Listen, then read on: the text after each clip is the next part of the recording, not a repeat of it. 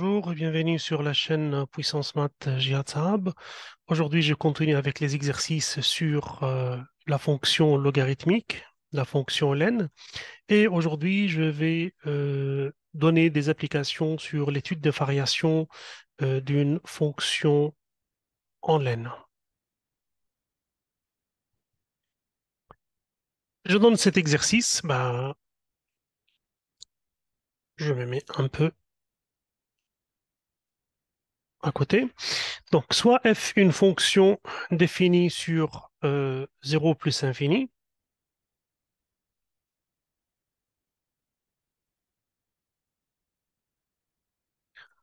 f de x égale 1 plus ln x sur x au carré, même s'il ne m'avait pas dit défini sur 0 plus infini, j'aurais su. Parce que il faut que cette fonction soit définie, donc les dénominateurs soient différents des zéros, donc il faut que x soit non nul. Et il faut que ln soit défini, c'est un ln x. Ln x est défini lorsque x est positif. Donc l'intersection de 2 fait que x est strictement positif. C'est la courbe représentative dans un repère orthonormé. Calculer la limite de f en 0 et donner une interprétation graphique. Interprétation graphique d'une limite, ça va être en fonction, en termes des asymptotes. Lorsque x tend vers, lorsque x tend vers 0, votre fonction, ln x tend vers moins l'infini. Donc ça, c'est la partie 1a. Donc, ce qui fait que la fonction fx se comporte, il y a infini en haut et il y a 0 en bas. Infini sur 0, c'est infini, hein. Et comme c'est moins infini et ça c'est un carré c'est toujours au positif, hein. Donc ça c'est un 0 plus, ça c'est un moins l'infini, donc le signe va être moins. Bon, comment je vais écrire ça? Donc f de x tend vers moins l'infini, 1 sur x au carré tend vers plus infini, donc limite de fx lorsque x tend vers 0 est égale à la limite lorsque x tend vers 0 1 plus ln x multiplié par 1 sur x au carré. Donc là, j'ai moins infini, là, j'ai plus infini. Donc ça fait donc moins infini fois plus infini égale 1 moins infini. L'interprétation géométrique, lorsque x tend vers une constante, je trouve que y infini, alors celui qui est constante, c'est l'asymptote. Donc x égale 0 est une asymptote. Si c'était limite x c'est infini et y qui est constante, c'est y égale constante qui est quoi? Qui est l'asymptote. Donc ici, c'est x égale à 0 et x égale à 0 n'est autre que l'axe des y. Donc l'axe des ordonnées y et prime y est une asymptote, bien sûr verticale, hein. C'est une asymptote verticale. B. Déterminer la limite de f en plus infini. Donc là, x tend vers plus infini, ln x tend vers plus infini, ce qui fait que votre fonction fx se comporte comme infini sur infini, c'est une forme indéterminée. Mais n'oubliez pas que limite, lorsque x tend vers plus infini, on l'a vu dans le cours, sur x à la puissance n'importe quel nombre positif est égal à 0. Ici, x au carré égal à 0, hein? Et dans ces cas-là, il suffit d'écrire fx, c'est 1 sur x au carré plus ln x sur x au carré. Ceci tend vers 0, comme on a dit, et ceci tend vers 0 lorsque x tend vers infini. Donc, ceci tend vers 0 lorsque x tend vers plus l'infini. Donc, l'interprétation graphique, donc là, j'ai limite lorsque x tend vers plus infini de fx égale 0. Cette fois-ci, c'est x qui est infini, c'est y qui est 0. Donc, y égale 0 est une asymptote. Y égale 0 n'est autre que l'axe des x. X' est une asymptote. Bien sûr, asymptote horizontale, c'est l'axe des x. Montrer que la dérivée pour x positif est donnée par, on va calculer la dérivée. Pour calculer la dérivée, j'ai besoin de prendre la fonction, c'est 1 plus ln x sur x au carré. C'est la partie, c'est la deuxièmement a. Donc, deuxièmement a, fx, c'est 1 plus ln x sur x au carré, je m'assure, et je calcule f'(x). Bah, vous savez, ça, c'est de la forme fonction sur une fonction. C'est une fonction sur une autre fonction. Et f'(x) n'est autre que quoi? U'(v) moins v'(u) sur v au carré. Hein, sur v au carré. Ben, u, c'est 1 plus ln x, ce qui fait que u', la dérivée de 1, c'est 0. La dérivée de ln x, c'est 1 sur x. Et v sur les x au carré, ce qui fait que v' égale 2x. Donc, vous avez u'(v) moins v'(u), f'(x) égale u'(v), donc x au carré multiplié par 1 sur x, moins 2x qui est v' multiplié par u qui est 1 plus ln x, le tout sur v au carré qui est quoi? X à la puissance 4. Donc x au carré sur x, c'est x, f'(x), c'est x, moins 2x, je développe, moins 2x ln x sur x à la puissance 4. Donc x et moins 2x, c'est moins x. Donc moins x moins 2x ln x sur x à la puissance 4. Je peux prendre x en facteur et simplifier. Et finalement, f'(x) égale moins facteur 1 moins 2 ln x sur x au cube avec x strictement positif. Donc ça c'est plus parce que je pris moins facteur commun. Comme si vous avez pris x facteur ou bien moins x facteur 1 plus 2 ln x sur x à la puissance 4 et après vous simplifiez x ici, il reste x au cube en bas. Donc ça c'est f' x. En déduire les variations de f sur 0 plus infini, les variations, vous allez voir quand est-ce que le signe de f'. Hein, le signe de f', c'est que nous donne quand est-ce que f croît, quand est-ce que f décroît.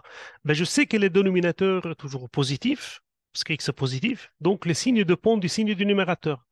Donc, quand est-ce que f'(x) est positif? Si le numérateur est positif, donc il y a un signe moins. Donc, si 1 plus 2 ln x est négatif. Parce que négatif fois négatif, ça fait positif. Divisé par positif, c'est positif. Donc, comme j'ai dit, en bas, c'est toujours positif. Donc, le signe de f' dépend du signe du numérateur. Le numérateur, c'est un moins fois facteur. Donc, il faut que ces facteurs soient négatifs pour que le produit soit positif. Le produit des signes soit positif. Ben, je mets 1 de l'autre côté, ça fait 2 ln x, c'est-à-dire j'ai soustrait 1 de deux côtés, j'obtiens moins 1. Je divise par 2 de deux côtés, c'est moins 1,5. Je ne change pas de signe, de sens d'inégalité parce que je divise par un nombre positif. Pour enlever le ln, j'applique l'exponentielle de deux côtés. Exponentielle ln disparaissent, il reste x plus petit que exponentielle 1 moins 1,5 qui est 1 sur e 1,5 qui est 1 sur racine de e, si vous voulez. Bah, quand x' est positif, donc f' positif pour x plus petit, automatiquement f' négatif pour x plus grand. Donc, j'ai mon tableau de variation. Je dois ajouter une page parce que je dois ajouter une page parce que je n'ai plus de place.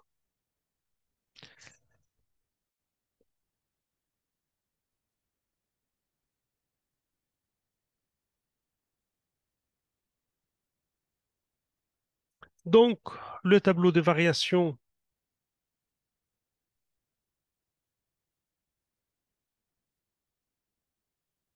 je préfère la couleur noire. Nous avons x défini sur 0 plus infini, mais n'est pas défini en 0. Alors, je vais assurer ça. J'ai f'(x) où je détermine le signe, j'ai f où je détermine le sens de variation, et on a dit c'est 1 sur racine de e, f' est positif avant, égale 0 dessus, donc négatif après, ça monte et puis ça descend. Lorsque x était 0, on a dit que la limite était moins l'infini, et lorsque x était plus infini, on a dit que la limite était 0. Hein, la limite était 0. Et au point 1 sur e, ben, il faut remplacer parce que j'ai fx égale 1 plus ln x sur x au carré. Donc, lorsque vous calculez f de e à la puissance moins 1 demi, vous allez vers 1 plus ln e moins 1 demi, donc c'est moins 1 demi, parce que e ln e, ça disparaît. Sur le carré, ça fait e, hein, parce que ça fait moins 1, e moins 1, hein, parce que vous multipliez par 2. Lorsque vous dites ex à la puissance n, c'est e nx. Lorsque vous dites e moins 1 demi à la puissance 2, donc c'est e moins 2 sur 2, donc c'est e moins 1. Hein. Donc, ceci égale E moins 1 qui est E. Hein. Donc 1 moins 1 demi, c'est 1 demi. E moins 1 en bas, ça devient E en haut. Donc ceci n'est autre que E sur 2. Hein. Je vais effacer tous ces détails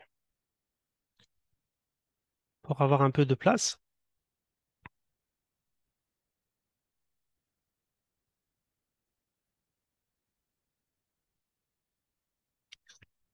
Bon, je vais revenir en arrière pour voir d'autres questions. Donc, déduire la variation. Montrer dans la partie 3 que la courbe C admet un unique point d'intersection avec l'axe des abscisses, dont on précisera le coordonnées. Hein. Donc, il dit montrer que la courbe coupe l'axe des x en un point unique.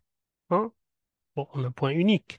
Donc, c'est-à-dire, vous avez votre courbe comme ça, il y a un seul point de rencontre avec l'axe des x. Bah, vous voyez que c'est une courbe qui va de moins l'infini jusqu'à de moins l'infini, qui va traverser 0 jusqu'à e sur 2, parce que e sur 2, c'est là, quelque part. Hein. C'est un virgule quelque chose. Et après, lorsqu'il va descendre, il ne va jamais dépasser 0 parce que c'est un 0 plus.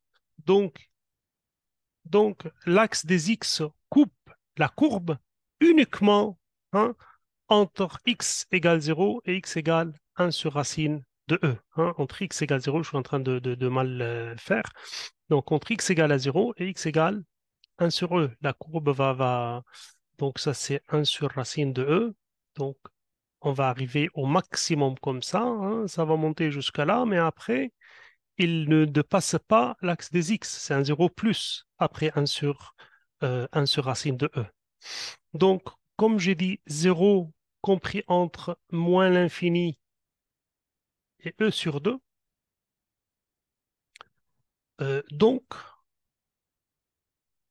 l'axe des x, l'axe x', c'est par le théorème de valeur intermédiaire, coupe la courbe.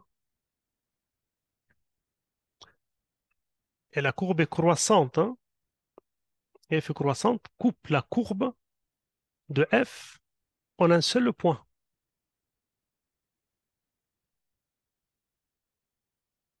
Ben, sur 1 sur e, 1 sur racine de e plus infini, nous avons f de x est strictement positif. Donc la courbe ne coupe pas l'axe des x. L'axe des x et la courbe ne se coupent pas, ne se rencontrent pas. Donc il n'y a aucun point d'intersection entre la courbe et l'axe des x. Donc pas d'intersection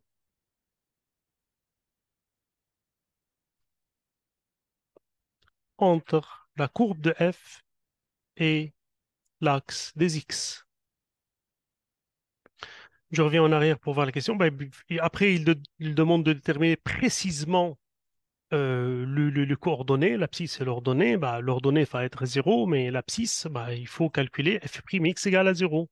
Donc, pour quelle valeur de x, f de x, excuse-moi, donc pour quelle valeur de x, f de x égale à 0, f de x égale à 0, c'est-à-dire 1 plus ln x sur x au carré égale à 0, mais ceci voudrait dire que le numérateur est égal à 0, donc 1 plus ln x égale à 0, bah, je soustrais les 1 de deux côtés, ça fait ln x égale à moins 1, j'enlève le ln en appliquant l'exponentielle, et exponentielle ln c'est x égale e moins 1 égale 1 sur e. Donc le point de rencontre, c'est 1 sur e, hein, c'est ici, c'est les 1 sur e 0. Hein. Le point de rencontre, c'est le point A, 1 sur e, et d'ordonnée, bien sûr, 0.